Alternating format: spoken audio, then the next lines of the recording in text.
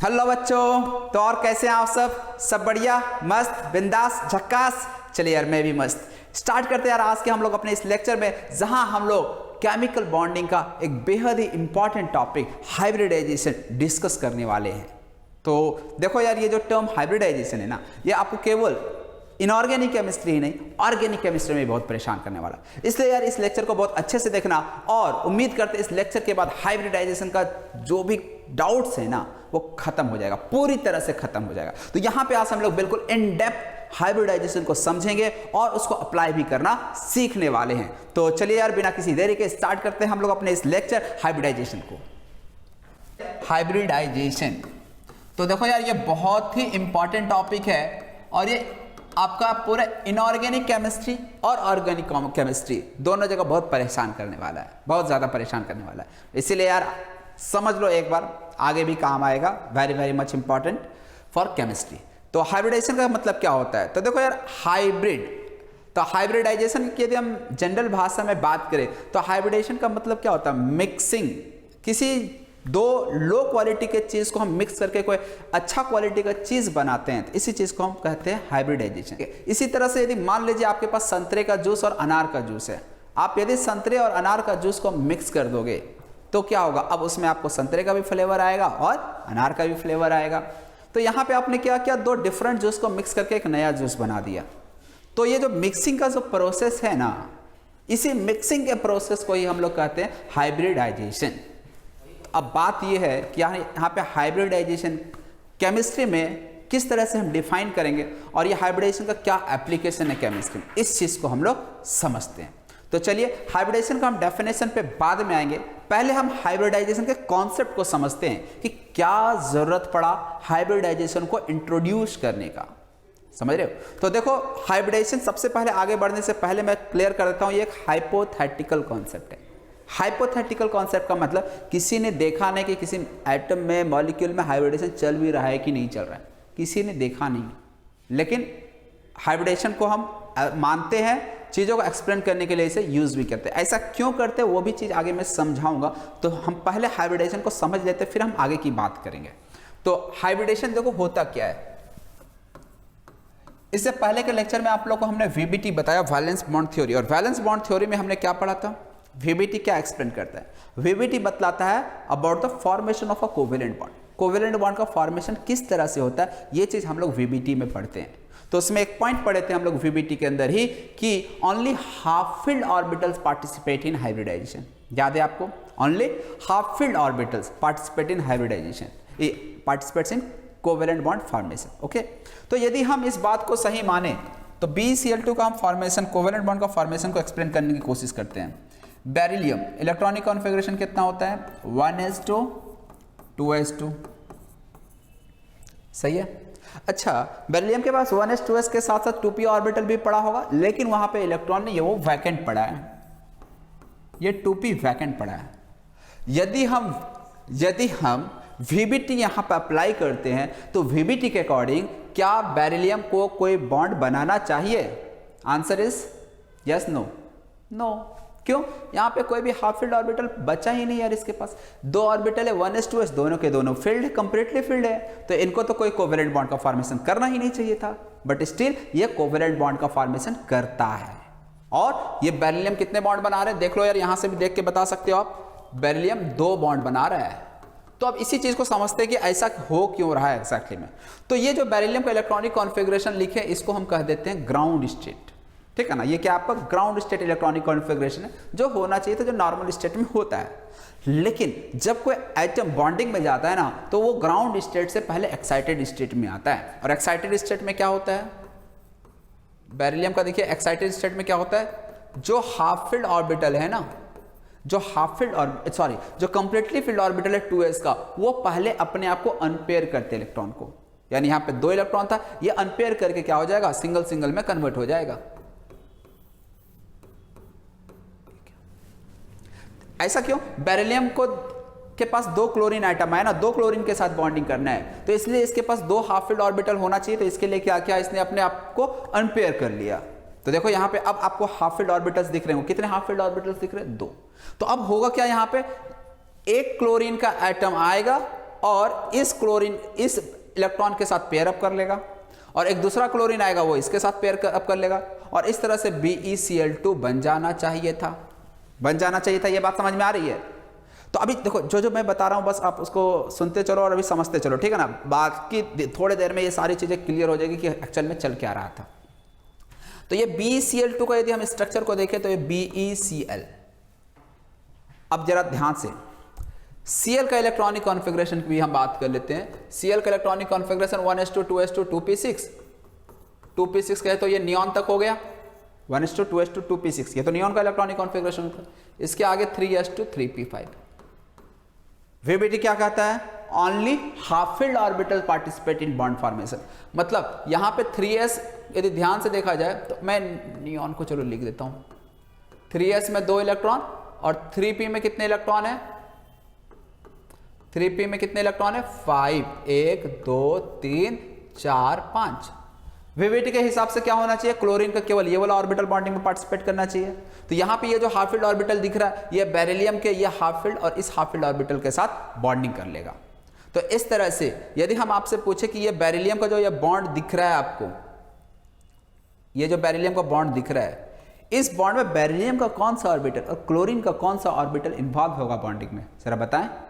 तो देखो बेरिलियम का कौन सा ऑर्बिटल, ये 2s ये 2p है ना, तो बेरिलियम का एक तो 2s ऑर्बिटल और क्लोरीन का कौन सा ऑर्बिटल के साथ ये ओवरलैप करेगा? तो 3p के साथ करेगा। समझ आ रहा? क्योंकि 3p के पास ही तो इलेक्ट्रॉन बचा सिंगल, तो यहां पे 2s 3p ओवरलैपिंग हो जाएगा।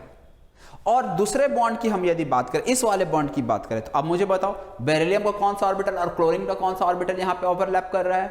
तो बेरिलियम का 2s तो इधर चला गया तो एक 2p बच गया ना, तो बेरिलियम का 2p और क्लोरीन का कौन सा ऑर्बिटल? क्लोरीन के पास तो यार वही 3p खाली बचा है, तो एक क्लोरीन का इधर 3p एक इधर 3p, बेरिलियम के एक 2s के साथ और एक 2p के साथ ओवरलैप करके BeCl2 फॉर्मेशन कर लिया। यहां तक क्लियर है आपको? अब जरा सोचकर मुझे बताना कि यहां पे जो BeCl2 बन रहा है, 2 बॉन्ड बना, तो ये जो बॉन्ड बन रहा है, ये BeCl का जो बॉन्ड बना, ये जो BeCl का बॉन्ड बना और ये जो BeCl बॉन्ड है, क्या दोनों सेम नेचर का होगा? दोनों बॉन्ड सेम होंगे कि दोनों बॉन्ड में कुछ डिफरेंस होगा? देखो ये ओवरलैपिंग 2s और 3p के ओवरलैपिंग से बना, और s और p ओवरलैपिंग तो आप लोग समझ रहे हो यार, 2s 2p का मतलब ये s है और ये p ओवरलैपिंग, तो ये sp ओवरलैपिंग से बन रहा है। यहां पे बेरिलियम का 2p और क्लोरीन का 3p ओवरलैपिंग हो रहा है, मतलब यहां पे भी p यहां पे भी p, pp ओवरलैपिंग से ये बॉन्ड बना। तो ये बॉन्ड और ये बॉन्ड सेम नेचर का होना चाहिए कि डिफरेंट होना चाहिए? बताओ यार, डिफरेंट होना चाहिए यार, इतना तो समझ में आ रहा है। क्लोरीन का तो दोनों जगह 3p है, लेकिन बेरिलियम का एक जगह 2p है एक जगह 2s है, तो दोनों का बॉन्ड जो बनना चाहिए वो डिफरेंट बनना चाहिए। लेकिन जो पाया गया, जो ऑब्जर्व किया गया वो ये कि दोनों के दोनों बॉन्ड बिल्कुल आइडेंटिकल होते हैं। आइडेंटिकल का मतलब ये जो बॉन्ड लेंथ है ना, दोनों का बॉन्ड लेंथ सेम होता है, इवन दोनों का बॉन्ड एनर्जी भी सेम होता है। बॉन्ड एनर्जी का मतलब जो एनर्जी देना पड़ेगा इस बॉन्ड को ब्रेक करने के लिए, bond energy same, bond length भी सेम। लेकिन यहां से तो देख के लग ही नहीं रहा, ये तो 2s 3p ओवरलैपिंग से बना, ये वाला बॉन्ड 2p 3p ओवरलैपिंग से बना, तो ऐसा कैसे हो गया? तो इस चीज को समझने के लिए हाइब्रिडाइजेशन का कॉन्सेप्ट आता है। तो अब हम लोग एंटर करते हैं हाइब्रिडेशन क्या होता है उस चीज को समझने के लिए। तो अभी ये चीज समझ में आया कि नहीं कि केवल जो अभी तक हम VBT में पढ़े उसके हिसाब से हम BeCl2 के फॉर्मेशन को जस्टिफाई नहीं कर सकते, क्योंकि अभी तक जो हम पढ़े हुए यदि उस बात को मानते हुए चलें तो उसमें क्या है यार, BeCl बॉन्ड बना लिया लेकिन दोनों बॉन्ड का जो बॉन्ड का नेचर है वो डिफरेंट होना चाहिए, लेकिन एक्चुअल में तो सेम होता है। तो यहां तक जो हम पढ़े उससे हम एक्सप्लेन नहीं कर सकते। तो अब इसी के आगे आता है कॉन्सेप्ट हाइब्रिडाइजेशन का। तो चलो यार अब हम लोग हाइब्रिडाइजेशन को समझ लेते कि क्या जरूरत पड़ा और क्यों जरूरत पड़ा हाइब्रिडाइजेशन को लाने की। तो देखो क्यों जरूरत पड़ा समझ में आ गया होगा, क्यों? क्योंकि यहाँ पे जो बॉन्ड का नेचर है वो डिफरेंट है जबकि एक्चुअल में सेम होता है। तो इस चीज को एक्सप्लेन करने के लिए हाइब्रिडाइजेशन का कॉन्सेप्ट आया। ठीक है, अब यहाँ पे समझना तुम लोग क्या हो रहा है एक्चुअल में। तो ये चीज तो आप लोगों को समझ में आ गया होगा बहुत अच्छे से कि ये जो 2s और 2p जो दिख रहा है ना, इवन चलो इसको भी मैं एक काम करता हूँ, मिटा देता हूँ पहले। हाँ, यहाँ पे 2s और यहाँ पे 2p। अब यदि ये 2s क्लोरीन के 3p के साथ ओवरलैप कर रहा है ये वाला इलेक्ट्रॉन, और ये 2p वाला 3p के साथ ओवरलैप करेगा तो डिफरेंट बॉन्ड बन जाएगा। इसका मतलब यहीं पे कुछ गड़बड़ है। तो अब एक्चुअल में होता क्या है, तो कोई भी एटम बॉन्डिंग में जाने से पहले ये अपने एनर्जी को, जो ऑर्बिटल का जो एनर्जी है ना, वो पहले ये इक्वलाइज करता है और ऑर्बिटल का एनर्जी को पहले इक्वल बनाता है। कहने का मतलब अभी यदि हम बात करें 2s और 2p में किसका एनर्जी ज़्यादा है, तो अब्बर रूल के हिसाब से आप क्या बोल सकते हैं, 2p का एनर्जी ज़्यादा होता है 2s से। एक और सवाल, छोटा सा सवाल आपके दिमाग में रेज कर सकता है कि सर ये 2s वाला जंप करके इधर आ गया, क्या 1s वाला जंप करके इधर नहीं आ सकता था? हाँ, तो याद रखिएगा 1s वाला जंप करके यहाँ नहीं आ सकता। क्यों? 1s का इलेक्ट्रॉन, ये 1s का मतलब फर्स्ट सेल का s सब सेल है, ये सेकंड सेल का s सब सेल है, और ये आपका सेकंड सेल का ही p सब सेल है। तो सेकंड सेल में ही s और p सब सेल है। तो सेकंड सेल में इलेक्ट्रॉन जो होता है जंप करके एक सब सेल से दूसरे सब सेल में बहुत आसानी से जा सकता है। क्यों? क्योंकि एनर्जी डिफरेंस बहुत कम होता है। लेकिन फर्स्ट सेल से सेकंड सेल में जाना इलेक्ट्रॉन को बहुत मुश्किल हो जाता है। देखो यार क्यों, इधर ऐसे देख लो, जैसे ये फर्स्ट सेल है, ये सेकंड है, ये थर्ड है, तो इलेक्ट्रॉन को एक सेल से दूसरे सेल में जाना एनर्जी काफ़ी ज़्यादा लगता है। हाँ, लेकिन एक जगह आपको देखने को मिलेगा 3d और 4s में इलेक्ट्रॉन आसानी से एक्साइट करके जंप करके चला जाता है। क्यों? 3d और 4s का एनर्जी ऑलमोस्ट सेम होता है इसलिए। तो बाय द वे अभी ये चीज़ तो समझ में आ गया हो कि 1s का इलेक्ट्रॉन को हम जंप नहीं करा सकते क्योंकि फर्स्ट सेल और सेकंड सेल में एनर्जी डिफरेंस बहुत ज़्यादा होता है इसलिए। तो फिलहाल अब हम लोग आते हैं अपने मुद्दे की बात पे। 2s और 2p का अभी एनर्जी क्या है? डिफरेंट है। 2p का एनर्जी ज़्यादा, 2s का एनर्जी कम, according to aufbau rule, n+l rule. तो अब फिर होता क्या है, तो अब ये अपने एनर्जी को इक्वल बनाने के लिए क्या करता है ना, ये जो 2s और 2p दिख रहा है ना, वो आपस में इंटरमिक्स करता है। s और p का मिक्सिंग होता है यहाँ पे, और जब s और p का जब मिक्सिंग होता है तो इस मिक्सिंग से क्या होता है, दोनों का एनर्जी, जो s और जो p था ना, दोनों का एनर्जी इक्वल हो जाता है। और इसी प्रोसेस को हम नाम देते हैं हाइब्रिडाइजेशन। यानी हाइब्रिडाइजेशन सिंपल लैंग्वेज में कहते हैं it is an intermixing of atomic orbitals. अब इसके आगे और भी कुछ वर्ड्स लाइंस आएंगे, उसकी बात अभी हम नहीं करेंगे। अभी हाइब्रिडेशन का मतलब आपको सब केवल समझना है, it is the intermixing of atomic orbitals to form new orbitals of equal energy. समझ में आ रहा? अभी हम दो एग्जांपल और इसके आगे लेने वाले हाइब्रिडाइजेशन को ही केवल समझाने के लिए। यदि अभी भी क्लियर नहीं हुआ होगा तो आगे क्लियर हो जाएगा, इसलिए यार टेंशन मत लेना। चलो पहले अब हम यहां पे समझते कि एक्चुअल में क्या हो। अब हम लोग बेरिलियम का हाइब्रिड स्टेट में बात करेंगे। हाइब्रिड स्टेट में मतलब हाइब्रिडाइज्ड हो जाएगा तो क्या होगा, तो 1s में 2 ऑर्बिटल है। अब यहां पे 2s और ये 2p जो है ना, 2 ऑर्बिटल, ये आपस में इंटरमिक्स करके एनर्जी इक्वल कर लेंगे। ये दोनों आपस में इंटरमिक्स करके एनर्जी इक्वल कर लिए। अभी भी p के कितने ऑर्बिटल बचे हुए हैं? 2 ऑर्बिटल बचे हुए हैं जिसमें कोई इलेक्ट्रॉन नहीं है, इसलिए हम इसे वैकेंट ऑर्बिटल कहते हैं, और इसको हम लोग वैकेंट अनहाइब्रिडाइज्ड ऑर्बिटल कहते हैं।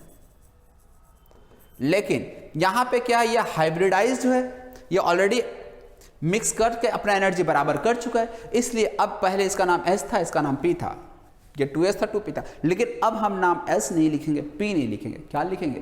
तो अब हम लोग जो नाम लिखते हैं ना वो sp लिखते हैं, इसका भी नाम sp लिखते हैं। क्यों ऐसा? क्योंकि ये जो ऑर्बिटल बन रहा है ना, ये एक s और एक p के ओवरलैपिंग से बन रहा है, एक s और एक p के इंटरमिक्सिंग से बन रहा है। तो इसलिए एक s एक p के इंटरमिक्सिंग से 2 एटॉमिक ऑर्बिटल बनेगा, दोनों का नाम क्या लिख देंगे? sp। मतलब ना ये s रहा अब ना p रहा, अब ये sp हो चुका है। तो इस तरह से अब 2 हाइब्रिड ऑर्बिटल बन गया। अब यदि जब क्लोरीन अपना इलेक्ट्रॉन 3p में लेकर आएगा, क्लोरीन का जो इलेक्ट्रॉन 3p में था, ये जब इलेक्ट्रॉन आएगा तो ये अब यहां पे Cl का इलेक्ट्रॉन आसानी से ये ले लेगा। ये येलो का मतलब ये क्लोरीन वाला इलेक्ट्रॉन है, ठीक है ना, येलो का मतलब क्लोरीन वाला इलेक्ट्रॉन है। और इस तरह से अब हम इस चीज को जस्टिफाई कर सकते हैं। मान लीजिए यहां पे बेरिलियम, यहां Cl, यहां पे Cl। अब यदि हम आपसे पूछे कि बेरिलियम का कौन सा ऑर्बिटल Cl के 3p के साथ ओवरलैप करने जा रहा है, तो बेरिलियम का ना 2s ना 2p, क्या बोलेंगे? sp वाला। तो बेरिलियम का sp और क्लोरीन का 3p वाला ओवरलैप करने जा रहा है। और सेम में यहां पे भी बेरिलियम का sp और क्लोरीन का p। तो यहां पे जो ओवरलैपिंग हो रहा है ना, वो बेरिलियम का sp जो कि हाइब्रिडाइज्ड है कि अनहाइब्रिडाइज्ड है? हाइब्रिडाइज्ड ऑर्बिटल है। तो बेरिलियम का हाइब्रिड sp ऑर्बिटल क्लोरीन का p ऑर्बिटल के साथ इंटरमिक्सिंग हो रहा है, और इस तरह से यहां पे अब बॉन्ड बन गया। तो अब याद रखेंगे हाइब्रिडाइजेशन के बाद जो ऑर्बिटल्स होते हैं ना वो बिल्कुल आइडेंटिकल हो जाते हैं इन ऑल रेस्पेक्ट। क्या हो जाते हैं? बिल्कुल आइडेंटिकल हो जाते हैं in all respect. In all respect का मतलब अब एनर्जी पहले 2s 2p में 2p का एनर्जी ज़्यादा था, s का एनर्जी कम था। s स्फेरिकल होता है, p का डबल शेप होता है, लेकिन हाइब्रिडाइजेशन के बाद ना शेप में डिफरेंस रहता ना एनर्जी में, सब कुछ सेम, एनर्जी भी दोनों का सेम हो जाएगा और शेप भी सेम हो जाता है। अब देखो यार हाइब्रिड ऑर्बिटल जो होते हैं, s का तो हम जानते हैं स्फेरिकल, p का डबल होता है, हाइब्रिड ऑर्बिटल का तो शेप देखा नहीं गया, हाइपोथेटिकल कॉन्सेप्ट है ना। तो इसीलिए यहाँ पे जो हाइब्रिड ऑर्बिटल का शेप है वो एज्यूम कर लिया जाता है। एज्यूम का मतलब जस्ट मान लिया गया है कि हाइब्रिड ऑर्बिटल को हम लोग ऐसे दिखलाएंगे, तो बस दिखलाएंगे। या हाइब्रिड ऑर्बिटल को हम लोग इस तरह से रिप्रेजेंट करते हैं, एक बड़ा लोब होता है और एक छोटा लोब। ये आपका हाइब्रिड ऑर्बिटल का शेप को ड्रॉ करने के लिए यूज करते हैं। समझ में आया? तो अभी हम एक एग्जांपल को समझाए हैं, दो और एग्जांपल लेंगे लेकिन थोड़ा सा फास्ट, क्योंकि उम्मीद करते हैं यार ये चीज समझ में आ गई होगी। नहीं भी समझ में आया है तो आपको दूसरा जो तीसरा केस लेंगे ना, 2-3 एग्जांपल, उससे पूरा क्लियर हो जाएगा यार कैसे क्या हो रहा है हाइब्रिडाइजेशन में। ओके चलिए यार आगे बढ़ते हैं। दूसरा एग्जांपल जो हम लोग लेने वाले हैं वो BCl3। तो देखो ना यार थोड़ा फास्ट चलते हैं। बोरॉन का इलेक्ट्रॉनिक कॉन्फ़िगरेशन की बात कर लेते हैं, 1s2 2s2 2p1। चलिए VBT की यदि हम बात करें, वैलेंस बॉन्ड थ्योरी, बोरॉन कितना बॉन्ड बनाना चाहिए था? बोरॉन कितना बॉन्ड बनाना चाहिए? एक बॉन्ड बनाना चाहिए, बेचारे के पास एक इलेक्ट्रॉन पड़ा है, लेकिन क्या बोरॉन एक बॉन्ड बना रहा है? नहीं ना, कितना बॉन्ड बना रहा है? 3 बॉन्ड बना रहा है। BCl3 है ना, BCl3 3 बॉन्ड बना रहा है। तो यहाँ पे ये जो स्ट्रक्चर दिख रहा है ये वाला तो स्ट्रक्चर सही नहीं है, तो फिर यहाँ पे भी कुछ तो गड़बड़ है, दाल में कुछ काला है। तो क्या है चलो यार देखते हैं। तो देखो यहाँ पे क्या होगा, बोरॉन पहले तो एक्साइटेड स्टेट में जाएगा, ग्राउंड स्टेट का मतलब नॉर्मल स्टेट में, लेकिन जब बॉन्डिंग होना होता है तो ये पहले इलेक्ट्रॉन को पेयर जो था वो अनपेयर हो चला जाता है। तो देखो होगा क्या, यहाँ पे ये जो 2s वाला इलेक्ट्रॉन है वो 2p में जंप करके आ जाएगा। और अब आप बताओ यदि इलेक्ट्रॉन जंप करके इधर आ जाए 2s वाला 2p में, तो अब इसके पास कितने हाफ फिल्ड ऑर्बिटल मिले? 3। अब ये 3 क्लोरीन के साथ कर लेगा बॉन्डिंग, लेकिन अगेन आप मान लीजिए क्लोरीन का इलेक्ट्रॉन को हम ये व्हाइट से दिखला रहे हैं, ये व्हाइट का मतलब क्लोरीन का इलेक्ट्रॉन है। अब तुम ही लोग बताना, यदि क्लोरीन इस तरह से बॉन्डिंग करेगा तो यहाँ पे बोरॉन का 1s 2s और 2p ऑर्बिटल इन्वॉल्व है। तो एक क्लोरीन 2s के साथ बोरॉन का 2s के साथ ओवरलैपिंग करेगा, जबकि 2 क्लोरीन जो है बोरॉन के 2p ऑर्बिटल के साथ ओवरलैपिंग करेगा। तो क्या तीनों बॉन्ड सेम नेचर का हो पाएगा? नहीं हो पाएगा। लेकिन जो ऑब्जर्व जो एक्चुअल में जो होता है वो ये कि बोरॉन के तीनों बॉन्ड जो है ना BCl3 के, BCl3 या हो सकता है Cl की जगह पे फ्लोरीन भी आ जाए, ठीक है ना, हाइड्रोजन भी आ सकता है। तो जो भी यहाँ पे बॉन्ड दिख रहा है ना, तीनों के तीनों आइडेंटिकल होते हैं इन एवरी रेस्पेक्ट। इसका मतलब ये जो आपको एक्साइटेड स्टेट में बोरॉन का दिख रहा है कॉन्फ़िगरेशन, इसमें बॉन्डिंग नहीं होता, यहाँ पे कुछ और भी प्रोसेस चल रहा होता है। तो क्या चल रहा होता है फिर से समझ लेते हैं इसी चीज को। तो अब यहाँ पे क्या होगा, ये जो इलेक्ट्रॉन दिख रहा है, हाँ, तो अब यहाँ पे ये क्या करेगा, ये 2s और जो 2p के ऑर्बिटल्स दिख रहे हैं ना, पहले ये बॉन्डिंग में जाने से पहले अपने एनर्जी को इक्वल करेगा, और ये इक्वल करने के लिए क्या करता है, मिक्सिंग करता है। अब यहाँ पे जो मिक्सिंग होगा ना, वो एक s और 2p ऑर्बिटल के बीच मिक्सिंग होगा। तो यहाँ पे एक s 2p का मिक्सिंग होगा, तो 3 एटॉमिक ऑर्बिटल है, तो 3 एटॉमिक ऑर्बिटल मिलकर 3 हाइब्रिड ऑर्बिटल बनाएगा। और 3 हाइब्रिड ऑर्बिटल का नाम क्या देंगे देख लो। ये अब हाइब्रिड स्टेट में हम आ चुके हैं, हाइब्रिड स्टेट में। तो 1s का इलेक्ट्रॉन पड़ा रहेगा, उसको कोई फर्क नहीं पड़ता, वो 2s में जा ही नहीं सकता जंप करके। अब यहाँ पे 2s 2p के 2, ये 3 इलेक्ट्रॉन 3 ऑर्बिटल जो है ना आपस में इंटरमिक्स करके एनर्जी अपना बराबर कर लेगा, 1 2 3। अब नाम तुम लोग को बताना, इस हाइब्रिड ऑर्बिटल का नाम क्या देना चाहिए। जैसे इससे पहले के एग्जांपल में क्या था, एक s और एक p आपस में मिक्स करके बना रहा था, तो 2 ऑर्बिटल बना। देखो 2 एटॉमिक ऑर्बिटल मिक्स करेगा तो 2 ही हाइब्रिड ऑर्बिटल बन रहा था। 3 एटॉमिक ऑर्बिटल मिक्स किया तो 3 हाइब्रिड ऑर्बिटल बनेगा। 4 एटॉमिक ऑर्बिटल यदि मिक्स होगा तो 4 हाइब्रिड ऑर्बिटल बनेगा। नाम डिपेंड करेगा कौन कितना कंबाइन कर रहा है। तो यहाँ पे एक s 2p है ना, तो नाम क्या होना चाहिए, sp2। तो यहाँ पे लिख दो यार sp2 sp2 sp2। समझ में आया? तो ये 3 हाफ फील्ड। अच्छा, एक ऑर्बिटल और भी बोरोन का बच गया जो कि क्या है 2p वाला। और ये 2p जो है ना, इसको हम प्योर या फिर क्या बोल सकते हैं अनहाइब्रिड ऑर्बिटल। क्या बोलेंगे? अनहाइब्रिड या प्योर p ऑर्बिटल। और ये वैकेंट तो दिख ही रहा है।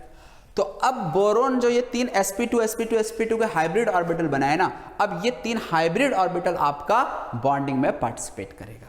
तो अब यहां पे क्लोरीन आएगा और क्लोरीन अपना अपना इलेक्ट्रॉन तीनों इलेक्ट्रॉन के साथ दे देगा, 3 ऑर्बिटल में दे देगा sp2 sp2 sp2। तो इस तरह से बोरोन एक Cl इधर, एक Cl इधर, एक Cl इधर। Cl का तो ऑलरेडी हम बता चुके हैं, Cl का कौन सा वाला इलेक्ट्रॉन बॉन्डिंग में पार्टिसिपेट करेगा 3p। तो यहां पे यदि आपसे पूछा जाए कि बोरोन का कौन सा ऑर्बिटल क्लोरीन का कौन सा ऑर्बिटल बॉन्डिंग में पार्टिसिपेट कर रहा है, तो हम 2s2p नहीं बोलेंगे। अब बोरोन का sp2 sp2 sp2 आ जाएगा, sp2 और क्लोरीन का p, अगेन sp2 और क्लोरीन का p, और यहां पे भी बोरोन का sp2 और क्लोरीन का p। तो इस तरह से आपका BCl3 का फॉर्मेशन होता है। समझ में आया? यदि अभी भी समझ नहीं आया तो एक लास्ट एग्जांपल हम लेने जा रहे हैं जहां पे आप बिल्कुल क्रिस्टल क्लियर हो जाना चाहिए आप लोगों को हाइब्रिडाइजेशन का कॉन्सेप्ट। लास्ट एग्जांपल CH4 की हम बात कर लेते हैं। चलो यार, सबसे पहले कार्बन CH4 तो समझ ही रहे हो, H H H H। Carbon ground state की यदि हम बात करें तो कार्बन ग्राउंड स्टेट में इलेक्ट्रॉनिक कॉन्फ़िगरेशन क्या हो जाएगा 1s2 2s2 2p2। यही होता है ना ग्राउंड स्टेट में। अब तुम लोग खुद से भी कोशिश कर सकते हो ये कैसे कैसे क्या क्या हो रहा होगा, अब इतना तो समझ में आ ही गया होगा तुम लोगों को। एक्साइटेड स्टेट की हम बात करते हैं। एक्साइटेड स्टेट में क्या हो गया 1s2, ये इलेक्ट्रॉन जंप। अच्छा, यदि हम कार्बन का ये ग्राउंड स्टेट को यदि हम सही मान लें तो ग्राउंड स्टेट में तो कार्बन के पास 2 ही हाफ फील्ड ऑर्बिटल है, 2 ही बॉन्ड बनाना चाहिए, लेकिन नहीं, कार्बन कितना बॉन्ड बना रहा है 4। इसका मतलब ये जो ग्राउंड स्टेट वाला दिख रहा है कॉन्सेप्ट, ये सही नहीं है, इसमें कुछ और भी प्रोसेस चल रहा होगा। तो इसलिए यहाँ पे हम लोग क्या करते हैं, इसको पहले एक्साइटेड स्टेट में ले जाके कितने हाफ फील्ड ऑर्बिटल मिल गए आपको? कितने मिल गए? 4, 1 2 3 4, 4 हाफ फील्ड ऑर्बिटल मिल गए। क्लियर? तो अब यहाँ पे 1s 2s और ये 2p के ऑर्बिटल हो गए। लेकिन अगेन क्या इस स्टेट में कार्बन क्या इस स्टेट में हाइड्रोजन के साथ बॉन्डिंग करने जाएगा? क्या नहीं जाएगा। क्यों नहीं जाएगा? क्योंकि कार्बन का 2s 2p यहाँ पे 4 यदि इस स्टेट में यदि बॉन्डिंग करता है तो चारों बॉन्ड सेम नेचर के नहीं हो पाएंगे। एक कार्बन का 2s वाला हाइड्रोजन के साथ ओवरलैप करेगा, बाकी 2p वाला हाइड्रोजन के साथ ओवरलैप करेगा। तो इस तरह से जो बॉन्ड बनेगा कार्बन हाइड्रोजन के बीच, चारों के चारों सेम नहीं होंगे। 3 तो सेम हो जाएगा 2p 2p 2p वाले जो हाइड्रोजन के साथ ओवरलैप कर रहा है, लेकिन जो 2s वाला ओवरलैप कर रहा होगा हाइड्रोजन के साथ वो आपका सेम नहीं होगा। तो इसलिए फिर ऐसे में क्या होता है, तो यहां पे देखो कार्बन हाइब्रिड स्टेट में हम बात कर लेते हैं। तो अब आप ही लोग बता दो क्या होना चाहिए यहाँ।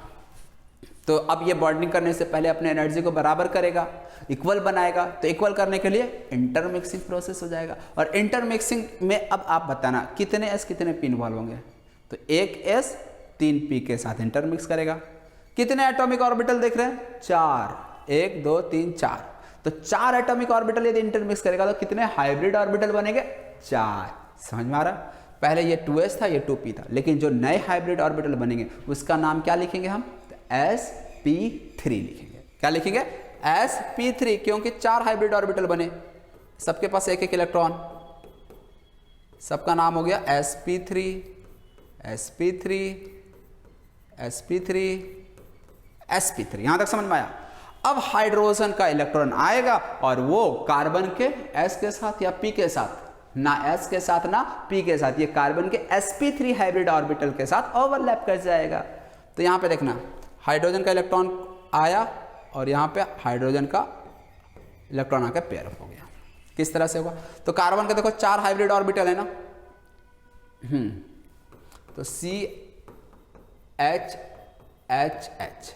अब यहाँ पे जो कार्बन हाइड्रोजन का बॉन्ड बन रहा है वो एक्चुअली में कार्बन का sp3 और हाइड्रोजन का 1s वाला ऑर्बिटल होगा जो ओवरलैपिंग में पार्टिसिपेट कर रहा होगा। हाइड्रोजन के पास यार एक ही इलेक्ट्रॉन होता है ना, तो हाइड्रोजन का 1s ऑर्बिटल आएगा, ओवरलैप करके बॉन्ड बना लेगा। अब आया समझ में हाइब्रिडेशन का कॉन्सेप्ट? तो देखो हाइब्रिडेशन पहले ही हम बताए थे कि हाइपोथेटिकल कॉन्सेप्ट, ये सब हो तो रहा है लेकिन किसी ने देखा नहीं है, लेकिन फिर भी हम लोग अज्यूम कर लेते हैं, ये मान लेते हैं कि यार जो भी साइंटिस्ट ने बताया वो सही बताया। ऐसा इसलिए क्योंकि जैसे हम लोग सीआईडी देखते हैं, सीआईडी में जब मर्डर हो रहा होता है तो उस समय कोई कुछ नहीं देखता है, लेकिन हाँ जब मर्डर मिस्ट्री को सॉल्व कर लिया जाता है तो सीआईडी वाले उस मर्डर मिस्ट्री को कुछ इस तरीके से बतलाते हैं मानो कि सब कुछ उनके सामने हो रहा है, उसके आंखों के सामने हो रहा है, लेकिन होता तो नहीं है। लेकिन फिर भी हम लोग मान लेते हैं। क्यों मान लेते हैं? क्योंकि चीज़ों को इस तरह से एक्सप्लेन किया जाता है ना कि वो सारे फैक्ट्स को एक्सप्लेन करता चला जाता है, और बिल्कुल हम लोग को भी लगता है कि नहीं यार जो जो चीज़ सीआईडी बता रहा है, हाँ यार ऐसा ऐसा हुआ हुआ। मान लो यार किसी रूम का खिड़की खुला है, दूसरे साइड का खिड़की टूटा हुआ है, फूटा है, तो ऐसे में लगता है कि हाँ यार इधर से चोर आया होगा और इधर से भागा होगा तोड़कर, तो हम लोग को लगता है अरे हाँ यार सब कुछ सही सही चल रहा है, मान लेते हैं। मारने में भी हर्जा क्या है? जब हर चीज़ एक्सप्लेन हो रहा है, सभी चीज़ों को हम एक्सप्लेन कर सकते हैं उस कॉन्सेप्ट के बेसिस पे, तो मानने में क्या हर्जा है?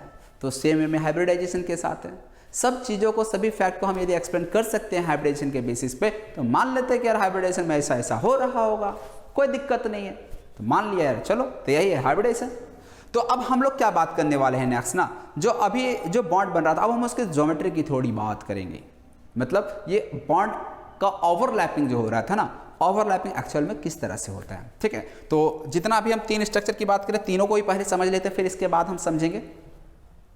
तो यहाँ पे सबसे पहले BeCl2 का फॉर्मेशन था, तो देखो पहले BeCl2 को ही समझ लेते हैं।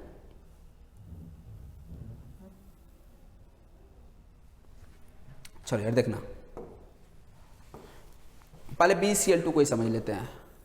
BeCl2 में कितने हाइब्रिड ऑर्बिटल्स आपके बने? 2। नाम क्या था हाइब्रिड ऑर्बिटल का? sp and sp। तो आप यह याद रखिएगा, यदि 2 हाइब्रिड ऑर्बिटल बन रहे हैं तो दोनों हाइब्रिड ऑर्बिटल को अपने आप को चाहेगा मिनिमम रिपल्सन वाले पोजीशन में रखना। क्या चाह रहा होगा वो? मिनिमम रिपल्सन वाला पोजीशन। तो 2 हाइब्रिड ऑर्बिटल को कितने एंगल पे रखोगे कि उनके बीच रिपल्सन मिनिमम हो जाए? कितने एंगल पे रखोगे? 180 पे रख दो, रिपल्सन मिनिमम हो जाएगा। तो इस तरह से हैं। यहाँ पे बेरिलियम को हम लोग अलग तरह से ड्रॉ करते हैं। ये एक बेरिलियम और ये दूसरा, और ये कितना एंगल पे? 180 डिग्री पे है। और यहाँ पे देखिएगा ये भी बेरिलियम का sp हाइब्रिड ऑर्बिटल है, ये भी sp हाइब्रिड ऑर्बिटल है। अब बेरिलियम के 2 हाइब्रिड ऑर्बिटल थे, क्लोरीन का कौन सा ऑर्बिटल के साथ ये ओवरलैपिंग कर रहा होगा? तो क्लोरीन का कौन सा ऑर्बिटल है? 3p वाला ऑर्बिटल है। क्लोरीन का 3p बेरिलियम के sp के साथ ओवरलैप करेगा। तो चलिए क्लोरीन का p वाला ऑर्बिटल है ना, तो क्लोरीन का ऑर्बिटल को हम येलो कलर से दिखलाते हैं। तो क्लोरीन का p आया और वो इसके साथ ओवरलैपिंग कर लिया। सेम में इधर से भी क्लोरीन का ऑर्बिटल्स आया और इसके साथ ओवरलैपिंग कर लिया। तो यहां पे ये क्लोरीन का 3p ऑर्बिटल है, क्लोरीन का 3p, और बेरिलियम का कौन सा ऑर्बिटल यहां पे ओवरलैपिंग में पार्टिसिपेट कर रहा है? 3p।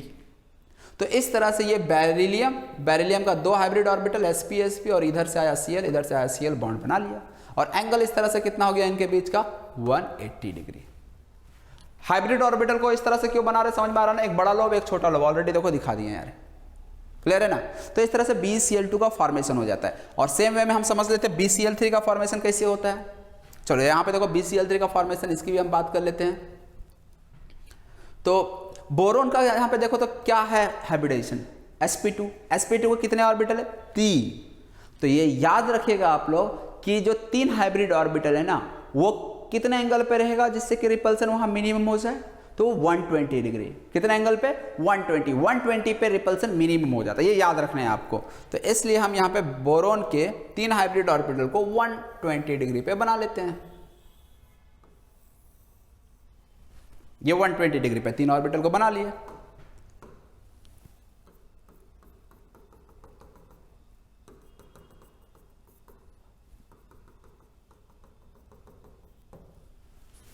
ये कोई भी 2 हाइब्रिड ऑर्बिटल का बीच का एंगल जो है वो 120 होगा। अब यहां पे 3 क्लोरीन आया, और क्लोरीन का अगेन कौन सा ऑर्बिटल बॉन्डिंग में पार्टिसिपेट करेगा? ओवरलैपिंग में कौन सा ऑर्बिटल पार्टिसिपेट करेगा? तो क्लोरीन का 3p। तो यहां पे क्लोरीन का 3p ऑर्बिटल आएगा सेम एक्सिस के अलोंग।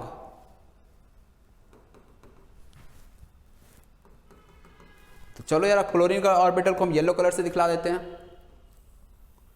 ये क्लोरीन का ऑर्बिटल आया, इधर से ओवरलैप कर लिया, ये क्लोरीन का आया, इधर से ओवरलैप कर लिया, ये क्लोरीन का आया, इधर से ओवरलैप कर लिया। तो इस तरह से ये तो आपका बोरोन का हो गया, और इधर भी Cl, इधर भी Cl और इधर भी Cl। तो इस तरह से आपका फाइनली क्या बन गया, BCl Cl Cl, और हर एक एंगल कितना हो जाएगा, 120 डिग्री।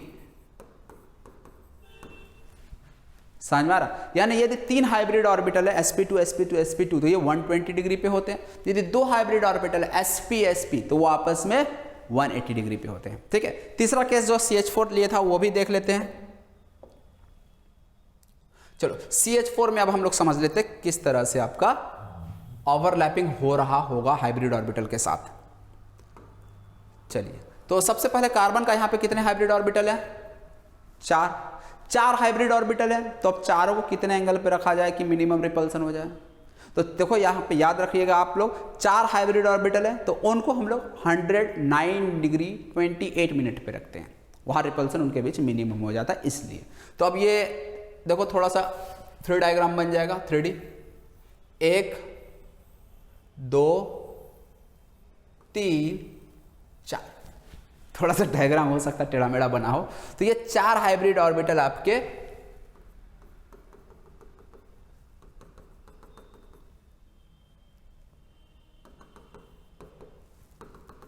अब यहां पे किसी के भी बीच एंगल देखेंगे तो वो 109 डिग्री 28 मिनट होता है। कितना एंगल होता है, 109 डिग्री 28 मिनट का एंगल होता है। अब देखो यहां पे चारों साइड से कौन आएगा, हाइड्रोजन, और हाइड्रोजन का कौन सा ऑर्बिटल, हाइड्रोजन के पास एक ही ऑर्बिटल होता है 1s1। तो ये 1s वाला जो इलेक्ट्रॉन होगा ना हाइड्रोजन का, वो कार्बन के हाइब्रिड ऑर्बिटल, और हाइब्रिड ऑर्बिटल का नाम क्या बोलेंगे कार्बन का, sp3। तो यहां पे कार्बन का जो sp3 हाइब्रिड ऑर्बिटल है ना, ये sp3, ये sp3 के साथ ओवरलैपिंग कर लेगा। हाइड्रोजन का ऑर्बिटल 1s है, 1s को स्फेरिकल येलो कलर से दिखला देते हैं, तो ये सब हाइड्रोजन है। और इस तरह से यहाँ पे ओवरलैपिंग होने से बॉन्ड का फॉर्मेशन हो गया। तो यहाँ पे अब हम लोग ये C ऊपर भी H, इधर H, इधर H और इधर H। तो यहाँ पे आप देख सकते हो CH4 का फॉर्मेशन हो गया। तो ये चीज आपको याद रखना है, एंगल कहाँ कितना होता है। यदि 2 sp हाइब्रिड ऑर्बिटल है तो sp के केस में ये मैं अलग से लिख देता हूँ।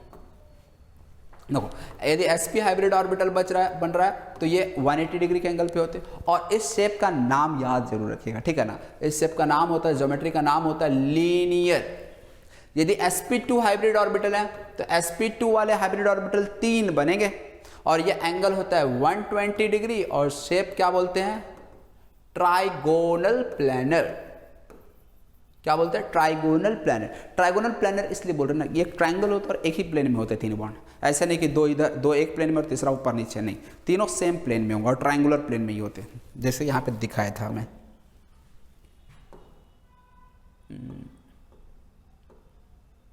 यहाँ पे BCl3 दिख रहा है, ये बिल्कुल सेम प्लेन में ये तीनों बॉन्ड होते हैं।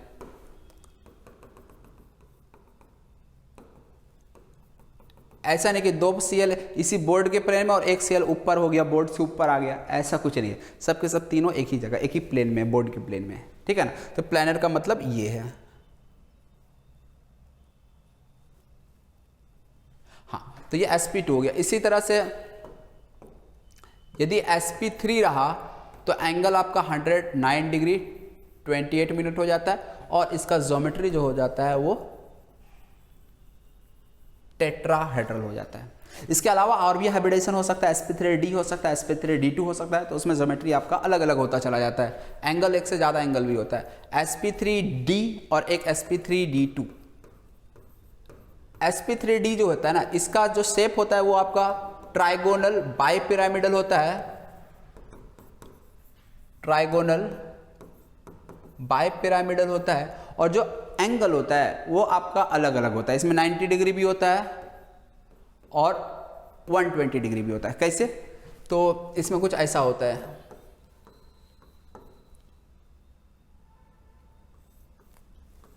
इसमें यहाँ पे एक बॉन्ड यहाँ पे होता है, एक ऊपर होता है और एक नीचे होता है। ये जो आपस में एक ही प्लेन में है ना, ये जो सेम प्लेन में ये तो एंगल 120 होता है, लेकिन ये जो प्लेन के ऊपर है ये एंगल 90 डिग्री होता है। ये जब हम वेस्पर थ्योरी आपको बताएंगे ना, valence electron pair repulsion theory, तब वहाँ पे ये ज्योमेट्री को हम ज़्यादा डिटेल में एक्सप्लेन करेंगे। ज़्यादा डिटेल का मतलब बिल्कुल विजुअलाइज करवा देंगे तुम लोग को, ठीक है ना। तो अभी हम जस्ट बता दे रहे हैं रफ आइडिया के लिए, समझ में आ जाए तो ठीक है, नहीं समझ आए तो थोड़ा वेट करना होगा। sp3d2 में एंगल 90 डिग्री होते हैं जनरली, 180 भी हो जाएगा, दो अपोजिट को देखेंगे। इसका नाम होता है ऑक्टाहाइड्रल, इसी को स्क्वायर बाइपिरामिडल भी कहते हैं। ये सब बातें हम वेस्पर थ्योरी में, पूरा ज्योमेट्री का जो भी डिस्कशन होगा वो अपना वेस्पर थ्योरी में होता है। तो ये अभी हाइब्रिडाइजेशन का जो कॉन्सेप्ट था ना, वो आप लोगों को मिल गया कि यार हाइब्रिडाइजेशन होता क्या है एक्चुअल में। तो अब हम लोग जो अभी तक समझे ना, उस बेसिस पे हाइब्रिडाइजेशन को डिफाइन कर लेते हैं कि हाइब्रिडाइजेशन को डिफाइन कैसे करा जाए। तो देखो यार, हाइब्रिडाइजेशन को हम लोग डिफाइन किस तरह से कर सकते हैं। हाइब्रिडाइजेशन क्या होता है? It is intermixing of atomic orbital, यानी process of intermixing of atomic orbitals, intermixing of atomic orbitals with slightly different energies, with slightly different energy to form new orbitals, to form new orbitals of equal energy। और इसी new orbitals को हम लोग क्या कहते हैं? Called hybrid orbitals. ये जो न्यू ऑर्बिटल्स बन रहे इक्वल एनर्जी वाले को, उसे हम लोग क्या कहते हैं? Hybrid orbitals. और शेप क्या होता है हाइब्रिड ऑर्बिटल का? शेप तो शेप ऑलरेडी बता चुके यार तुम लोगों को। Hybrid orbital, shape of hybrid, एक बड़ा लोब और दूसरा छोटा लोब। समझ में आया? तो इस तरह से हम लोग हाइब्रिडेशन को डिफाइन कर सकते हैं। देखो एक बार डेफिनेशन को देख लो। Intermixing of atomic, process of intermixing of atomic orbitals with slightly different energy. यदि एनर्जी डिफरेंस ज़्यादा होगा तो क्या वहाँ हाइब्रिडेशन हो पाएगा? एक 1s का इलेक्ट्रॉन और 2s का, क्या 1s और 2s के बीच इंटरमिक्सिंग पॉसिबल है? नहीं। 1s का मतलब फर्स्ट सेल का है, 2s का मतलब सेकंड सेल का है सबसे। तो डिफरेंस इतना ज़्यादा हो जाता है, वहाँ इंटरमिक्सिंग नहीं हो सकता है। तो इंटरमिक्सिंग केवल जहाँ एनर्जी डिफरेंस बहुत कम होगा, स्लाइटली डिफरेंट एनर्जी है, वहीं पे हो सकता है। अच्छा, क्या सेम एनर्जी वाले ऑर्बिटल के बीच में होगा? क्या सोचो, सेम एटॉमिक ऑर्बिटल के बीच जब एनर्जी ही सेम है तो वो हाइब्रिडाइज काहे करेगा? हाइब्रिडाइजेशन का मुद्दा यही था, एनर्जी सबको बराबर करना था ना। तो इसीलिए यहाँ पे एनर्जी सेम या बहुत ज़्यादा भी हो तो नहीं चलेगा, स्लाइटली डिफरेंट एनर्जी होना चाहिए। और इस तरह से न्यू ऑर्बिटल्स बनते हैं ऑफ इक्वल एनर्जी, जिनको हाइब्रिड ऑर्बिटल कह देते हैं। और इस प्रोसेस को हम लोग कह दिए हाइब्रिडाइजेशन। क्लियर है? तो चलो यार, यहाँ तक उम्मीद करते हैं सब कुछ आप लोग को अच्छे से समझ में आया होगा। अब हम लोग नेक्स्ट जो है ना वो समझते हैं कि किस तरह से hybrid orbital sigma bond pi bond में इन्वॉल्व होते हैं। ओके, तो चलिए आगे हम लोग बढ़ते हैं। तो आगे अब हम लोग कंटिन्यू करते हैं कि किस तरह से हाइब्रिड ऑर्बिटल आपका सिग्मा और पाई बॉन्ड बनाता है। तो यहाँ पे एक चीज़ तो यार क्लियर रखना कि जो हाइब्रिड ऑर्बिटल होता है ना, वो केवल सिग्मा बॉन्ड बना सकता है। हाइब्रिड ऑर्बिटल के द्वारा पाई बॉन्ड का फॉर्मेशन नहीं होता है। तो कुछ हम लोग मॉलिक्यूल्स, कुछ एग्जांपल लेते हैं जिसके हेल्प से हम लोग समझते हैं कि किस तरह से आपका हाइब्रिड ऑर्बिटल के द्वारा ओवरलैपिंग होता है। तो चलो एग्जांपल, जो नेक्स्ट एग्जांपल है वो है आपका C2H4। तो C2H4 में 2 कार्बन एटम है और यहाँ पे 2 हाइड्रोजन एटम है। अब यहाँ पे कार्बन और कार्बन के बीच में डबल बॉन्ड आ जाएगा, टेट्रावैलेंसी होता है, कार्बन शो करता है इसलिए। अब यहाँ पे देखना, कार्बन का यदि हम ध्यान से देखें तो कार्बन का इलेक्ट्रॉनिक कॉन्फ़िगरेशन हम एक्साइटेड स्टेट में पहले लिखते हैं। एक्साइटेड स्टेट में कार्बन का इलेक्ट्रॉनिक कॉन्फ़िगरेशन क्या हो जाएगा? 1s2 2s1 और यहाँ पे 2p3 हो जाएगा। क्यों ऐसा होना चाहिए था? 2s2 2p2, लेकिन एक्साइटेड स्टेट में क्या होता है? कार्बन का एक इलेक्ट्रॉन 2s से 2p में चला जाता है। तो ये अभी आपका एक्साइटेड स्टेट में हुआ। अब नेक्स्ट ये क्या करता है? बॉन्डिंग से पहले ये अपने ऑर्बिटल्स को हाइब्रिडाइज कराएगा। हाइब्रिडाइजेशन किस तरह से होता है? एक यहाँ पे आपको 4 हाफ फील्ड ऑर्बिटल दिख रहे हैं। तो एक पॉइंट, आगे मैं सारे इंपॉर्टेंट पॉइंट्स हाइब्रिडाइजेशन के अलग से समराइज कराऊंगा, लेकिन जो अभी याद रखना है आपको वो ये कि कोई जरूरी नहीं है कि सभी हाफ फील्ड ऑर्बिटल्स आपका हाइब्रिडाइजेशन में पार्टिसिपेट करें। सभी हाफ फील्ड ऑर्बिटल्स हाइब्रिडाइजेशन में पार्टिसिपेट करें ऐसा कोई जरूरी नहीं है। यहाँ पे जैसा कि आपको दिख रहा होगा 4 हाफ फील्ड ऑर्बिटल है, तो क्या चारों आपका हाइब्रिडेशन में पार्टिसिपेट करेगा? तो ऐसा जरूरी नहीं है। ये केवल जरूरत के हिसाब से ये अपने ऑर्बिटल्स को हाइब्रिडाइजेशन में पार्टिसिपेट कराएगा। जैसे यहाँ पे किसी एक कार्बन एटम की हम बात करें तो उसको केवल 3 ही एटम के साथ बॉन्डिंग करना है, 2 हाइड्रोजन एटम और 1 कार्बन एटम। सेम वे में यदि हम इस कार्बन एटम की बात करें तो इसको भी 3 ही एटम के साथ कंबाइन करना है, 2 हाइड्रोजन और 1 कार्बन के साथ। तो इस तरह से आपका जो कार्बन है अपने केवल 3 ही ऑर्बिटल को ये हाइब्रिडाइज कराएगा। और यदि कार्बन अपने 3 ही ऑर्बिटल को हाइब्रिडाइज कराएगा तो देखो 2s और 2p के 3 ऑर्बिटल। तो यहाँ पे अब क्या हो जाएगा, 1s और 2p यही केवल आपका हाइब्रिडाइज होने वाला है। यहाँ पे केवल 1s और p के जो 2 ऑर्बिटल है, ये 3 ऑर्बिटल आपके हाइब्रिडाइज होंगे। एक p के जो ऑर्बिटल है ना, जो हाफ फिल्ड ऑर्बिटल है, वो बचा रह जाएगा, वो हाइब्रिडाइजेशन में पार्टिसिपेट नहीं करेगा। तो इस तरह से यहाँ पे यदि हम कार्बन का हाइब्रिड स्टेट में इलेक्ट्रॉनिक कॉन्फ़िगरेशन लिखें तो देखो क्या बन जाएगा, 1s2 तो एज इट इज रहेगा। अब यहाँ पे ये 3 ऑर्बिटल जो है ना, 1s और 2p, तो अब तुम लोग मुझे बताओ कि ये जो 3 हाइब्रिडाइज हो गया, इसका हम ऑर्बिटल का नाम क्या लिखेंगे? क्या अब ये s और p रहा क्या? नहीं, अब ये s और p नहीं रहा। क्या हो गया इसका नाम? तो 1s 2p के मिक्सिंग से बना है, तो इसलिए इसका नाम हो जाएगा sp2, यहाँ भी sp2 और यहाँ पे भी sp2। अभी भी एक ऑर्बिटल है जो बचा है, जो अनहाइब्रिडाइज्ड है, जिसको हम लोग प्योर p ऑर्बिटल कहते हैं, प्योर p। और एक चीज़ याद रखेंगे, हाइब्रिड ऑर्बिटल का शेप कैसा होता है, एक बड़ा लोब दूसरा छोटा, लेकिन p ऑर्बिटल का लोब कैसा होता है, प्योर p ऑर्बिटल का दोनों 2 लोब्स ऑफ इक्वल साइज होते हैं। क्लियर है ये चीज़? तो चलो अब हम लोग C2H4 का स्ट्रक्चर में आते हैं। तो देखो यहाँ पे कार्बन के 3 sp2 हाइब्रिड ऑर्बिटल बने। अब आप बता दो, यदि 3 sp2 हाइब्रिड ऑर्बिटल बन रहे हैं तो इनके बीच एंगल क्या होना चाहिए? क्या होना चाहिए बताओ जरा। तो 3 sp2 हाइब्रिड ऑर्बिटल है तो इनके बीच का एंगल होना चाहिए 120 डिग्री। तो हम क्या करते हैं, 3 हाइब्रिड ऑर्बिटल को 120 डिग्री के एंगल पर रख देते हैं। मान लीजिए एक ये, दूसरा ये, तीसरा ये। 3 हाइब्रिड ऑर्बिटल, तीनों के बीच का एंगल कितना है? 120।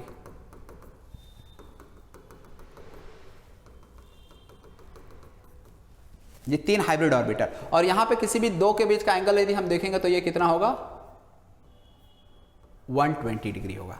ओके, अब यहां पे थोड़ा सा मैं इसको गलत कर दिया, एक काम करता हूं, इसको फिर से मैं ड्रॉ कर लेता हूं। एक्चुअली इसको मुझे कुछ इस तरह से ड्रॉ करना पड़ेगा, 1 2 3, ठीक है ना, इस तरह से। क्यों ऐसा ड्रॉ करना पड़ा भी समझ में आ जाएगा। देखो एक कार्बन एटम है और एक दूसरा कार्बन एटम, और इस कार्बन एटम और इस कार्बन एटम के बीच भी बॉन्डिंग हो रहा है ना। तो यहाँ पे जो ये कार्बन का है, ये कौन सा ऑर्बिटल है आपका? sp2 और ये भी क्या है? sp2, ये भी sp2 है। तो अब क्या हो रहा है, ये पहला कार्बन एटम है, इसी तरह से दूसरा कार्बन एटम भी होगा। इसका भी जो दूसरा कार्बन एटम है, ये भी 3 ऑर्बिटल, और ये भी तीनों कितने एंगल पे होंगे? 120 के एंगल पे होंगे। ट्राइगोनल प्लेनेट ज्योमेट्री होता है। तो ये पहला कार्बन एटम था, ये दूसरा कार्बन एटम था, और इस तरह से यहाँ पे क्या हो गया, इनके बीच ओवरलैपिंग हो गया। यहाँ पे क्या हो गया? ओवरलैपिंग हो गया। तो यहाँ पे ये देखो, दोनों ध्यान से देखा जाए तो ये भी sp2 है, ये भी sp2 है, ये भी sp2 है। तो यहाँ पे 2 sp2 हाइब्रिड ऑर्बिटल का ओवरलैपिंग हो रहा है, और ये दोनों हाइब्रिड ऑर्बिटल है, तो जो बॉन्ड बनेगा वो कौन सा बॉन्ड बनेगा? सिग्मा बॉन्ड बनेगा। ये समझ आया? अच्छा, यदि हम कार्बन की बात करें तो कार्बन में 3 sp2 हाइब्रिड ऑर्बिटल था, लेकिन एक क्या है आपका? अनहाइब्रिड ऑर्बिटल है। मतलब यहाँ पे कार्बन के 3 sp2 हाइब्रिड ऑर्बिटल तो बना दिया, लेकिन एक अनहाइब्रिडाइज्ड ऑर्बिटल अभी बचा है। तो उस अनहाइब्रिडाइज्ड ऑर्बिटल को मैं यहाँ पे कुछ इस तरह से दिखलाता हूँ। ये आपका प्योर p ऑर्बिटल है, ये आपका प्योर p ऑर्बिटल है। अब इस कार्बन के पास यदि एक प्योर p ऑर्बिटल है, तो सेम वे में इस दूसरे वाले कार्बन के पास भी तो प्योर p ऑर्बिटल होना चाहिए। तो इसलिए मैं क्या करता हूँ, यहाँ पे इस दूसरे वाले कार्बन का प्योर p ऑर्बिटल को मैं ड्रॉ कर देता हूँ। समझ आ रहा है? अब यहाँ पे क्या होगा, इस जो अनहाइब्रिड ऑर्बिटल दिख रहा है ना, इसमें भी एक इलेक्ट्रॉन है, इसके पास भी एक इलेक्ट्रॉन है। तो यहाँ पे अब ये दोनों ऑर्बिटल जो होगा ना, वो अब क्या करेगा, दोनों देख सकते हो, दोनों क्या है आपस में? पैरेलल है। कहने का मतलब, मान लो एक s और 2 p में 3 ऑर्बिटल होते हैं, px py pz। मान लो s px और py के साथ चला गया बॉन्डिंग में, तो कौन सा बच गया? pz बच गया। तो पहला वाला मान लो ये pz ऑर्बिटल बचा हुआ है, ठीक है ना, होने का। मान लो py pz वाला यदि ओवरलैपिंग में जाएगा तो px वाला बच जाएगा, px pz वाला जाएगा तो py, कोई भी एक बच जाएगा। तो हमने यहाँ मान लिया px py s के साथ हाइब्रिडाइजेशन में जाके एक बच गया जो कि pz। सेम वे में यदि पहला वाला pz बच रहा तो दूसरे का भी pz बच जाएगा। और अब ये जो pz के दोनों ऑर्बिटल्स बने हैं ना वो आपस में पैरेलल होंगे, मतलब ये pz इस एक्सिस में जा रहा है तो ये भी pz इसी एक्सिस में रहेगा। और यदि दो p पैरेलल प्रेजेंट है, पैरेलल हैं ये आपस में, तो ऐसे में इनके बीच जो ओवरलैपिंग होगा वो पैरेलल ओवरलैपिंग होगा या एक्सियल ओवरलैपिंग होगा, तो वो तो पैरेलल ओवरलैपिंग होगा। और यदि पैरेलल ओवरलैपिंग हो रहा है तो ऐसे में इसके द्वारा जो बॉन्ड बनाया जाएगा वो कौन सा बॉन्ड बनाया जाएगा, पाई बॉन्ड बनाया जाएगा। कौन सा बॉन्ड बनाया जाएगा, पाई बॉन्ड बनाया जाएगा। तो यहाँ पे एक ही बॉन्ड बनेगा, इसलिए यहाँ पे ये मत समझना कि यार ऊपर नीचे दो बॉन्ड बनेगा, ये एक ओवरलैपिंग कहलाता है जिसमें ऊपर का लोब और नीचे का लोब दोनों एक साथ टच करता है, इसलिए एक ही बॉन्ड बनाएगा और पाई बॉन्ड। तो इस तरह से यहाँ पे अभी हम देखें कार्बन कार्बन के बीच में दो बॉन्ड जो बना ना, ये जो दो बॉन्ड था वो दो बॉन्ड कैसे बना अभी ये हम समझे, जिसमें से एक बॉन्ड जो था वो कार्बन का sp2 और दूसरे वाले कार्बन का भी sp2 हाइब्रिड ऑर्बिटल आपस में एक्सियल ओवरलैपिंग कर लिया और इस तरह से सिग्मा बॉन्ड का फॉर्मेशन कर लिया। और ये जो दूसरा बॉन्ड था वो कैसे बना, तो कार्बन के पास जो अनहाइब्रिड ऑर्बिटल जो प्योर p ऑर्बिटल बचा हुआ था ना वो आपस में पैरेलल या लेटरल ओवरलैपिंग करने से ये पाई बॉन्ड बना दिया। अब बच गया इस हाइड्रोजन का कहानी। तो हाइड्रोजन देखिए, हाइड्रोजन आपका, हाइड्रोजन के पास केवल 1s1 इलेक्ट्रॉन ही होता है। तो हाइड्रोजन का जो 1s1 इलेक्ट्रॉन है ना वो कार्बन के यहाँ पे जो आपका दिख रहा है ना,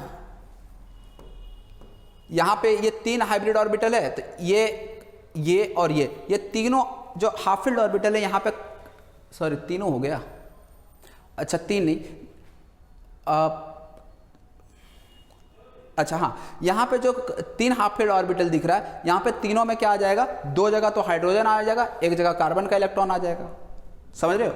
और कार्बन का दो इलेक्ट्रॉन जो होगा वो आपका एक्चुअली में पार्टिसिपेट करेगा बॉन्डिंग में, कैसे, एक आपका इस कार्बन के साथ और एक पाई बॉन्ड में चला जाएगा इलेक्ट्रॉन, क्लियर है ना। तो अब यहाँ पे हाइड्रोजन का जो 1s इलेक्ट्रॉन है वो एक्चुअली आपका यहाँ पे पार्टिसिपेट कर लेगा।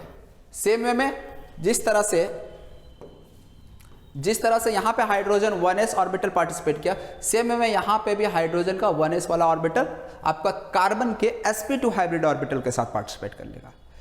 तो ये तो पहले कार्बन की हम बात की, इस कार्बन पे आप देख सकते हो दो हाइड्रोजन एटम लगा था और जो हाइड्रोजन एटम है वो 1s ऑर्बिटल कार्बन के sp2 के साथ ओवरलैपिंग करके कौन सा बॉन्ड बना दिया, सिग्मा बॉन्ड बना दिया। सेम में यहाँ पे भी कार्बन का sp2 और हाइड्रोजन का 1s के बीच ओवरलैपिंग हो गया, इससे जो बॉन्ड बना वो अगेन सिग्मा बॉन्ड बना। और साथ ही साथ यहाँ पे भी दूसरे कार्बन के पास भी हम देखें तो दो हाइड्रोजन एटम लगे हुए हैं। तो ये जो दो हाइड्रोजन एटम है अगेन इसका 1s इसका 1s ये आपस में अगेन इधर ओवरलैपिंग कर लेगा, अगेन एक्सियल ओवरलैपिंग, s हमेशा एक्सियल फ्रंटल ओवरलैपिंग करता है और इसलिए ये हमेशा सिग्मा बॉन्ड बनाता है। तो इस तरह से कार्बन दो हाइड्रोजन एटम के साथ और इसके पास दो जो इलेक्ट्रॉन बचे थे, एक sp, देखो यहाँ पे जरा समझना, चार हाफ इलेक्ट्रॉन थे, इसको मैं फिर से देखो दिखला देता हूँ तुम लोग को। कार्बन के पास चार इलेक्ट्रॉन थे, वो चारों इलेक्ट्रॉन कहाँ कहाँ गए देख लो, समझ लो यार अच्छे से इस चीज़ को।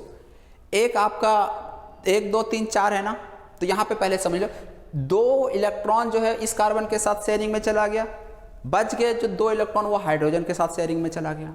तो यहाँ पे देख सकते हो एक इलेक्ट्रॉन हाइड्रोजन के साथ शेयरिंग कर लिया, एक कार्बन का इलेक्ट्रॉन इस हाइड्रोजन के साथ शेयरिंग कर लिया, दो चला गया, बच गया इस कार्बन के पास दो इलेक्ट्रॉन, तो दो में से एक सिग्मा बॉन्ड बना दिया और एक पाई बॉन्ड में चला गया।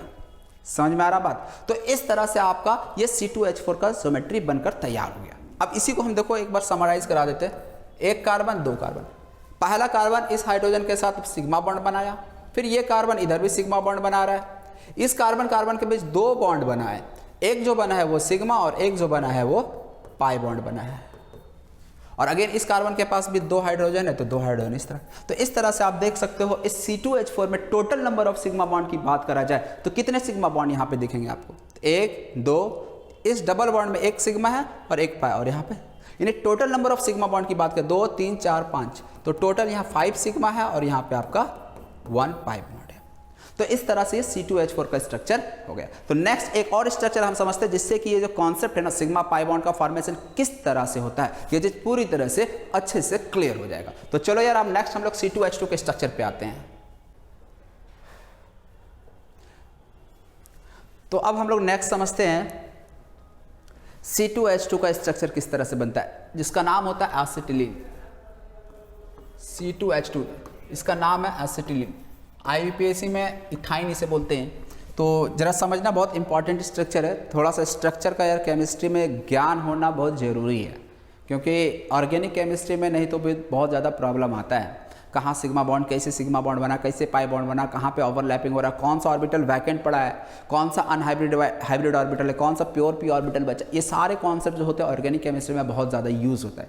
इनऑर्गेनिक से ज़्यादा यूज़ ऑर्गेनिक केमिस्ट्री में होता है ये सारी चीज़ों का। इसलिए इस चैप्टर केमिकल बॉन्डिंग चैप्टर को समझना बहुत ज़्यादा जरूरी हो जाता है। यदि आपको स्ट्रक्चर का अच्छे से ज्ञान नहीं है, यदि केमिकल बॉन्डिंग पे आप पकड़ नहीं, तो फिर ऑर्गेनिक केमिस्ट्री में ज़्यादा प्रॉब्लम आता है। इसीलिए केवल रट कर यदि सोच रहे हो तो फिर बहुत प्रॉब्लम जाएगा आगे, अच्छे क्वेश्चंस नहीं कर पाओगे। तो इसीलिए यार हर चीज़ बिल्कुल कॉन्सेप्चुअली पढ़ना और अच्छे से समझना इस चैप्टर को। तो यहाँ पे देखो C2H2 की यदि हम बात करें तो C2H2 में क्या है, कार्बन कार्बन, यहाँ पे 2 ही हाइड्रोजन एटम है। अब इस 2 हाइड्रोजन एटम में क्या है, कार्बन कार्बन के बीच में ट्रिपल बॉन्ड आ जाएगा टेट्रावैलेंसी को पूरा करने के लिए। ये चीज़ तो समझ में आ ही रहा होगा। अब हम लोग देखते हैं इसका एक्चुअल में स्ट्रक्चर किस तरह से बन रहा है। यहाँ पे किस तरह से सिग्मा बॉन्ड, किस तरह से पाई बॉन्ड का फॉर्मेशन हो रहा है, कितने सिग्मा बॉन्ड होंगे इस मॉलिक्यूल में, कितने पाई बॉन्ड होंगे, ज्योमेट्री शेप क्या होगा इस मॉलिक्यूल का, ये सारी चीज़ें देखो अब क्लियर हो जाएगा। तो सबसे पहले यहाँ पे कार्बन एक्साइटेड स्टेट में ही हम लोग इलेक्ट्रॉनिक कॉन्फ़िगरेशन लिखते हैं 1s2 2s1, और ये एक्साइटेड स्टेट में जो भी पेयर इलेक्ट्रॉन था वो अनपेयर हो जाता है। अब यहाँ पे बताना क्या ये 4 हाफ फील्ड ऑर्बिटल है, तो क्या चारों ऑर्बिटल हाइब्रिडेशन में पार्टिसिपेट करेगा? नहीं, चारों आपका हाइब्रिड ऑर्बिटल हाइब्रिडेशन में पार्टिसिपेट नहीं करने वाला। यहाँ पे देखना हमें है कि ये कार्बन एटम को कितने अदर एटम के साथ जुड़ना है। तो यहाँ पे हम देख सकते हैं एक हाइड्रोजन एक कार्बन, 2 ही आइटम के साथ जुड़ना है ना, तो इसलिए यहाँ पे कार्बन केवल अपने 2 ऑर्बिटल को ही हाइब्रिडाइज कराएगा। मतलब यहाँ पे कार्बन के केवल 2 ऑर्बिटल आपस में हाइब्रिडाइज करेगा, बाकी के जो 2 हाफ फील्ड ऑर्बिटल बचे वो आपका अनहाइब्रिड रहेगा, प्योर ऑर्बिटल रहने वाला है। तो यहाँ पे अब हम लोग कार्बन का नेक्स्ट हाइब्रिड स्टेट में इसका इलेक्ट्रॉनिक कॉन्फ़िगरेशन लिख लेते हैं। तो ये 1s2 और यहाँ पे कार्बन का 2 1 1 2 और बच गया 2 और इलेक्ट्रॉन। तो यहाँ पे जो 2 ऑर्बिटल दिख रहा है ये 1s है, ये 2s है, ये 2p है। अब यहाँ पे यदि हम देखें तो यहाँ पे इस ऑर्बिटल का नाम क्या s या p होगा? ना s होगा ना p होगा। अब इसका क्या नाम लिखेंगे? sp लिखेंगे, क्योंकि यहाँ पे एक s और एक p ऑर्बिटल के ओवरलैप मिक्सिंग से ये ऑर्बिटल बन रहा है, इसलिए sp। इसका भी नाम क्या हो जाएगा? sp। और यहाँ पे इसका यदि हम नाम आपसे पूछे तो क्या हो जाएगा? तो देखो मान लो यहाँ पे p के 3 ऑर्बिटल, एक px एक py pz। मान लो px वाला आपका हाइब्रिडाइजेशन में चला गया तो बच गया 2 ऑर्बिटल, एक py तो दूसरा pz। तो हम फिलहाल केवल p ही लिखते हैं इसको। आप इस चीज़ को जरूर ध्यान रखना। चलो मैं यहीं लिख देता हूँ py और pz। ध्यान इसलिए रखने में बोला हूँ क्योंकि बस आपको यहाँ पे जो ध्यान रखनी बात ना वो ये कि दोनों p ऑर्बिटल परपेंडिकुलर है आपस में, यानी एक y एक्सिस में है तो एक z एक्सिस में है। समझ रहे इस बात को? तो इस तरह से कार्बन के हम लोग हाइब्रिड स्टेट में देख लिए हाइब्रिडेशन यहाँ पे क्या होने वाला है। अब कार्बन के 2 हाइब्रिड ऑर्बिटल है, और बताओ यार 2 हाइब्रिड ऑर्बिटल है तो वो कितने एंगल पे होना चाहिए जिससे कि उनके बीच रिपल्सन मिनिमम हो? तो यार 180 डिग्री के एंगल पे होने चाहिए। तो चलो हम 2 हाइब्रिड ऑर्बिटल को 180 डिग्री के एंगल पे बना देते हैं। ये आपका कार्बन का 2 हाइब्रिड ऑर्बिटल हो गया 180 डिग्री में। ये पहला वाला कार्बन का है, तो सेम वे में दूसरा वाला भी कार्बन आपका, उसके पास भी 2 हाइब्रिड ऑर्बिटल है, वो भी 180 डिग्री पे होंगे। और ये कार्बन एटम और ये कार्बन एटम आपस में बॉन्डिंग कर रहे हैं ना। तो क्या हो रहा होगा, जो दूसरे कार्बन एटम का जो हाइब्रिड ऑर्बिटल है ना, वो इस कार्बन के हाइब्रिड ऑर्बिटल के साथ ओवरलैपिंग कर लेगा। यदि हम नाम की बात करें तो ये sp होगा, तो ये भी sp होगा, ये sp है तो ये भी sp है। समझ में आ रहा है? तो ये पहला कार्बन एटम है, ये दूसरा कार्बन एटम है, इन दोनों के बीच में आपका sp हाइब्रिड ऑर्बिटल का ओवरलैपिंग हो रहा है, जिससे कि ये सिग्मा बॉन्ड बना। अब मैं बात करता हूं इस कार्बन के पास कितने ऑर्बिटल बच गए हैं। तो देखो इस कार्बन के पास 2 sp हाइब्रिड ऑर्बिटल थे, दोनों को मैंने ड्रॉ कर लिया। इस कार्बन के पास भी 2 हाइब्रिड ऑर्बिटल थे, दोनों को मैंने ड्रॉ कर लिया। इसके बाद भी आपके पास 2 ऑर्बिटल बचे और दोनों के दोनों प्योर p ऑर्बिटल है। और दोनों में इंपॉर्टेंट बात क्या है, खास बात क्या है, दोनों आपस में परपेंडिकुलर, एक y एक्सिस में तो एक z एक्सिस में है। तो इसलिए अब हम लोग यहाँ पे एक y एक्सिस में है तो इसका भी y वाले को हम लोग इस तरह से ड्रॉ कर लेते हैं, और एक कहाँ पे आपका z एक्सिस में। तो जो z एक्सिस में है उसको हम इस तरह से ड्रॉ कर लेते हैं। ये जो पर्पल कलर से जो दिख रहा है वो आपका मान लो pz वाला है, तो ये भी pz होगा, मतलब दोनों सेम एक्सेस में। py वाला तो दोनों इस तरह से और ये दोनों इस तरह से। कहने का मतलब ये है ना कि दोनों पैरेलल होना चाहिए, दोनों py पैरेलल होगा, z और z पैरेलल होगा, और जहाँ पैरेलल ऑर्बिटल्स आपस में प्रेजेंट होंगे वहाँ पे क्या हो जाएगा उनके बीच में पैरेलल ओवरलैपिंग, लेटरल ओवरलैपिंग, जिससे पाई बॉन्ड का फॉर्मेशन हो जाएगा। तो इसलिए यहाँ पे आपका ये वाला इसके साथ लेटरल ओवरलैपिंग करके पाई बॉन्ड बना लेगा, और ये जो रेड वाला दिख रहा है कि रेड वाला इसके साथ आपका ओवरलैपिंग करके ये एक पाई बॉन्ड बना लेगा। यानी पाई बॉन्ड जो आपका बनने वाला है वो कहाँ कहाँ बनने वाला है, एक तो यहाँ बनेगा पाई बॉन्ड और एक पाई बॉन्ड यहाँ बनेगा। और ये जो हाइब्रिड ऑर्बिटल sp के ओवरलैपिंग से जो बॉन्ड बना है वो आपका सिग्मा बॉन्ड बनेगा। तो ये कार्बन के 4 ऑर्बिटल में अभी देखो एक sp वाला इस sp के साथ ओवरलैपिंग कर लिया, बाकी जो प्योर p ऑर्बिटल बचे थे वो पाई बॉन्ड में चला गया, एक अभी sp ये वाला बचा हुआ है। तो ये वाला जो sp है वो क्या करेगा, हाइड्रोजन के साथ, हाइड्रोजन का कौन सा ऑर्बिटल 1s के साथ ये ओवरलैपिंग कर लेगा। तो इस तरह से यहाँ पे हाइड्रोजन का 1s और कार्बन का sp हाइब्रिड ऑर्बिटल के साथ बॉन्डिंग कर लेगा। सेम में यहाँ पे भी इस साइड में भी हाइड्रोजन का यहाँ पे 1s के साथ ओवरलैपिंग हो जाएगा। तो इस तरह से यहाँ पे अब हम स्ट्रक्चर देखें तो ये कार्बन कार्बन, इस दो कार्बन के बीच में कितने बॉन्ड बने, 3। कैसे 3 बने, एक तो डायरेक्ट sp हाइब्रिड ऑर्बिटल के द्वारा जो कि सिग्मा बॉन्ड बना, और बाकी दो जो आपका बॉन्ड बन रहा है वो पाई बॉन्ड है। और इधर कार्बन का sp हाइब्रिड ऑर्बिटल हाइड्रोजन के साथ सिग्मा बॉन्ड, इधर भी हाइड्रोजन के साथ सिग्मा बॉन्ड। यदि डिटेल में थोड़ा सा हम जाएं और आपसे पूछे कि ये जो बॉन्ड बन रहा है ये कार्बन का कौन सा हाइब्रिड ऑर्बिटल और हाइड्रोजन का कौन सा ऑर्बिटल के बीच में ओवरलैपिंग हुआ है, तो हाइड्रोजन का तो 1s है लेकिन कार्बन का आपका sp है। इसी तरह से इसमें भी बात करा जाए तो कार्बन का sp और हाइड्रोजन का s1s वाला ऑर्बिटल ओवरलैपिंग करके बॉन्ड। इस कार्बन में बात करा जाए तो एक सिग्मा बॉन्ड आ रहा है और 2 पाई बॉन्ड। यदि सिग्मा बॉन्ड की हम बात करें तो सिग्मा बॉन्ड कैसे बना होगा, तो इसका जो सिग्मा बॉन्ड है वो इस कार्बन का sp इस कार्बन का sp हाइब्रिड ऑर्बिटल के ओवरलैपिंग से बना। और जो 2 पाई बॉन्ड बना वो कैसे बना, तो जो प्योर p ऑर्बिटल था, अनहाइब्रिड p ऑर्बिटल था ना, उनके ओवरलैपिंग से ये 2 पाई बॉन्ड बना। समझ में आई बात। तो इस तरह से यहाँ पे C2H2 का स्ट्रक्चर आपका तैयार हो गया। और यदि हम इस स्ट्रक्चर को ध्यान से देखें तो आप बताओ इसका ज्योमेट्री शेप क्या होना चाहिए। तो देखो ये 2 sp हाइब्रिड ऑर्बिटल बिल्कुल क्या थे, लीनियर थे ना, 180 डिग्री पे थे ना, इसके भी 180 डिग्री पे थे, तो बिल्कुल क्या हो चुका, लीनियर ज्योमेट्री बनकर तैयार हो गया। समझ में आ रहा। तो इस तरह से यहाँ पे C2H2 का जो शेप होगा वो आपका लीनियर ज्योमेट्री होगा। इज दैट क्लियर, समझ आ रहा बढ़िया से।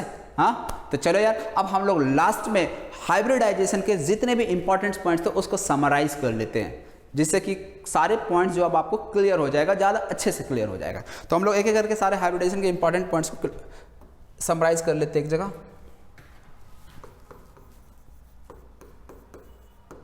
Important points of hybridization. पहला पॉइंट, हाइब्रिड ऑर्बिटल्स कितने बनते हैं, तो number of hybrid orbitals form जो है ना that will be equal to the number of atomic orbitals overlap. यानी जितने एटॉमिक ऑर्बिटल्स ओवरलैप करेंगे उतने ही हाइब्रिड ऑर्बिटल्स बनेंगे।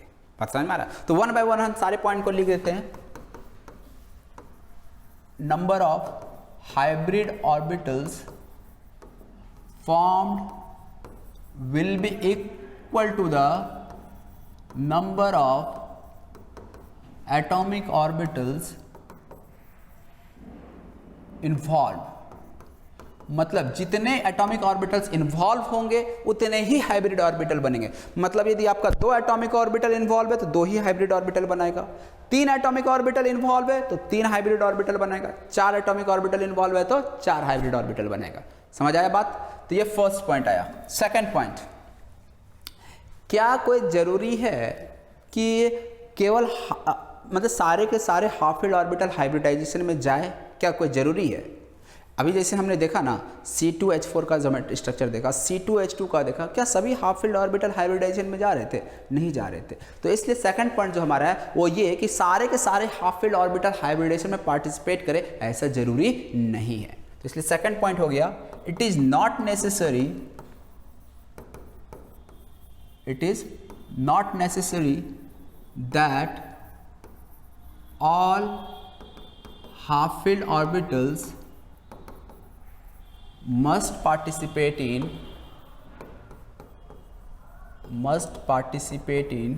हाइब्रिडाइजेशन। ऐसा कोई ज़रूरी नहीं है कि आपके सारे के सारे हाफ फील्ड ऑर्बिटल पार्टिसिपेट करे ही हाइब्रिडाइजेशन में।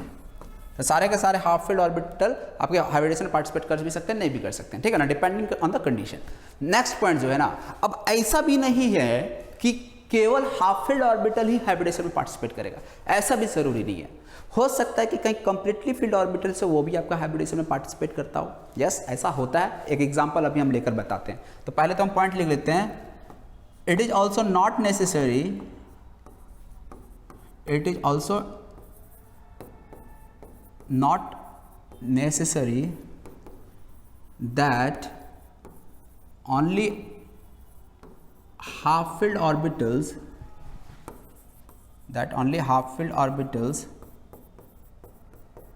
participate in hybridization। even इसी को हम बोल सकते हैं even completely filled orbitals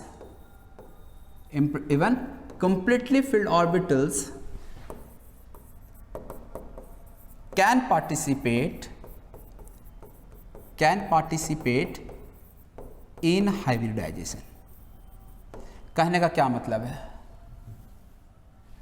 जैसे हम एग्जांपल लेते हैं NH3 का। NH3 में यदि हम बात करें नाइट्रोजन का इलेक्ट्रॉनिक कॉन्फ़िगरेशन, तो ये होता है 1s2 2s2 2p3। तो 2p में आपके तीनों के तीनों हाफ फील्ड ऑर्बिटल हैं। अब यहाँ पे जो नाइट्रोजन का NH3 में यदि हम ध्यान से देखें तो नाइट्रोजन आपका 3 हाइड्रोजन के साथ बॉन्डिंग कर लेता है और एक नाइट्रोजन के पास लोन पेयर बचा रह जाता है। तो यहाँ पे क्या होता है ना, नाइट्रोजन अपना S और ये 3p ये आपस में हाइब्रिड करके 4 हाइब्रिड ऑर्बिटल बनाते हैं, जिसका नाम होगा एक S और 3p मिलकर क्या बनाएगा, sp3 sp3 sp3 sp3। और इस sp3 में एक में आपका पेयर्ड इलेक्ट्रॉन प्रेजेंट होगा और बाकी 3 में अनपेयर्ड इलेक्ट्रॉन प्रेजेंट होगा। जो तीनों अनपेयर्ड वाला है वो तो हाइड्रोजन के साथ बॉन्डिंग कर लिया, लेकिन जो लोन पेयर है वो आपका बॉन्डिंग में पार्टिसिपेट नहीं करेगा, वो बेचारा पड़ा रहता है अकेला लोन पेयर की तरह। तो यहाँ पे यदि आपसे एक सवाल पूछ दिया जाए कि जो नाइट्रोजन अमोनिया है NH3 है, उसमें नाइट्रोजन का लोन पेयर किस ऑर्बिटल में प्रेजेंट होता है, क्या 2s में प्रेजेंट होता है, 2p में होता है, या हाइब्रिड sp3 ऑर्बिटल में होता है? तो ध्यान दीजिएगा, यहाँ पे जो नाइट्रोजन के पास जो लोन पेयर है, this lone pair is present actually in sp3 hybrid orbital, not in 2s not in 2p। Clear? तो ये आपका थर्ड पॉइंट था। चलिए इसके बाद एक और point, next point very very important point जो ऑलरेडी आप लोगों को बता चुके हैं। जो हाइब्रिड ऑर्बिटल होता है वो आपका ओनली कौन सा ओवरलैपिंग शो करेगा, ओनली एक्सियल ओवरलैपिंग, और इसलिए hybrid orbital always form sigma bond. समझ में आया? ये बात ऑलरेडी हम बहुत बार कर चुके हैं, तो यहाँ पे फिर से मैं लिख दे रहा हूँ, hybrid orbitals always show axial या frontal overlapping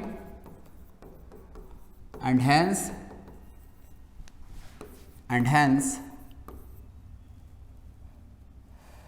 it forms sigma bond. बात समझ में आया? यानी जो आपका हाइब्रिड ऑर्बिटल होता है वो सिग्मा बॉन्ड बनाता है, जबकि पाई बॉन्ड जो होता है ना, पाई बॉन्ड लेटरल ओवरलैपिंग से बनता है ना, क्या वो हाइब्रिड ऑर्बिटल बना सकता है? नहीं, वो प्योर p ऑर्बिटल ही लेटरल ओवरलैपिंग कर सकता है, पैरेलल ओवरलैपिंग कर सकता है। इसलिए जो आपका पाई बॉन्ड बनता है वो एक्चुअली में parallel overlapping by of pure p orbital से बनता है। समझ में आई बात? तो अगेन ये भी बहुत इंपॉर्टेंट पॉइंट्स है हाइब्रिडाइजेशन का। समझ में आया? तो ये हाइब्रिडाइजेशन के कुछ बहुत इंपॉर्टेंट पॉइंट्स है जो ध्यान में रखिएगा, ताकि कॉन्सेप्ट जो है ना वो आपको क्लियर रहे। तो आज के इस लेक्चर में हम लोगों ने हाइब्रिडाइजेशन का बिल्कुल 0 to आपका 100 पूरे कॉन्सेप्ट को मैंने क्लियर कर दिया। तो उम्मीद करते हैं जितना कुछ आपको यहाँ इस लेक्चर में समझाया गया होगा आपको अच्छे से समझ में आया होगा। नहीं समझ आया होगा तो यार वीडियो को एक बार फिर से रिप्ले करके देख लेना। उम्मीद करते हैं कि यार सारे पॉइंट्स आपको क्लियर हो जाएंगे।